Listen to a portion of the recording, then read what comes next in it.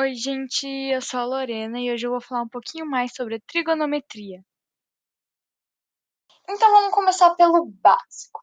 Essa imagem que vocês estão vendo aí é do triângulo retângulo e sua principal característica é que ele possui um ângulo de 90 graus, mais conhecido como ângulo reto. Outro ponto muito importante de se destacar é sobre a hipotenusa e os catetos. E para você descobrir onde, por exemplo, a hipotenusa fica no triângulo, é só você ver qual segmento é maior e qual segmento fica oposto ao ângulo de 90 graus. Por exemplo, nessa imagem, o maior segmento e o segmento que fica oposto ao ângulo de 90 graus é o BC, ou seja, a hipotenusa vai se encontrar neste segmento. E você encontrando a hipotenusa onde ela fica, automaticamente você já sabe onde ficam os outros catetos. E agora que a gente já sabe o básico, vamos partir para o Teorema de Pitágoras, onde ele diz que a hipotenusa ao quadrado é igual à soma dos catetos ao quadrado. Isso a gente vai usar para exercícios que, por exemplo, não deem o valor da hipotenusa, mas dão o valor dos dois catetos. Aí a gente faz a conta e acaba achando a hipotenusa. Então, para vocês entenderem melhor, vamos usar um exemplo aqui onde ele pergunta quanto vale o x. E o x, nesse caso, é a hipotenusa, já que ele está oposto ao ângulo de 90 graus e ao maior.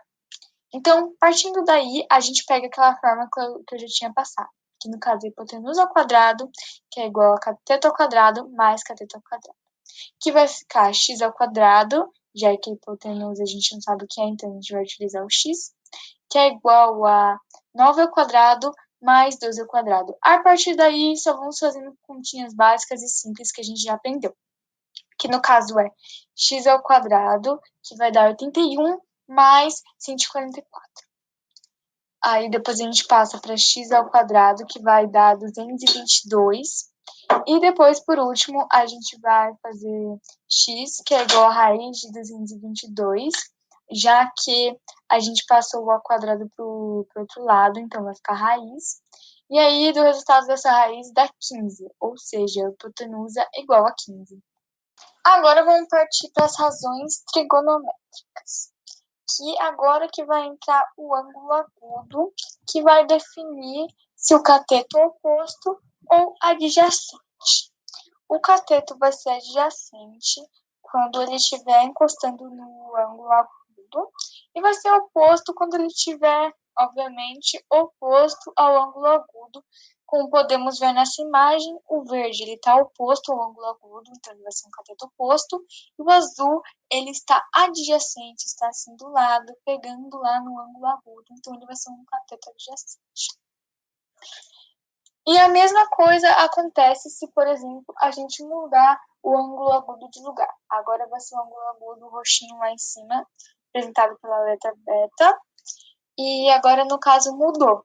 O verde é o cateto adjacente e o azul é o cateto oposto, já que ele está oposto a esse ângulo.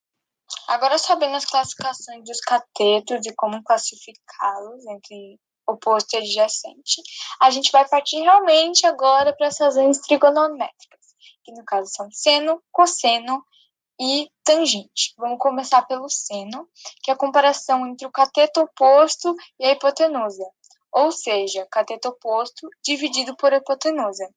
Aí, neste caso dessa imagem, o cateto oposto é o verde, e aí vai dependendo do ângulo, como eu já havia dito, e é só fazer a conta. O cosseno, ele é uma comparação entre o cateto adjacente e a hipotenusa, ou seja, vai ser o mesmo caso que o seno, porém, em vez de fazer com o cateto oposto, vai ser feito com o cateto adjacente. E a tangente é a comparação entre o cateto oposto e o cateto adjacente. Bom, então essa parte terminamos também. E aqui é só uma tabelinha dos ângulos notáveis, são aqueles ângulos agudos lá. E esses ângulos são os que mais aparecem, no caso 30, 45 e 60.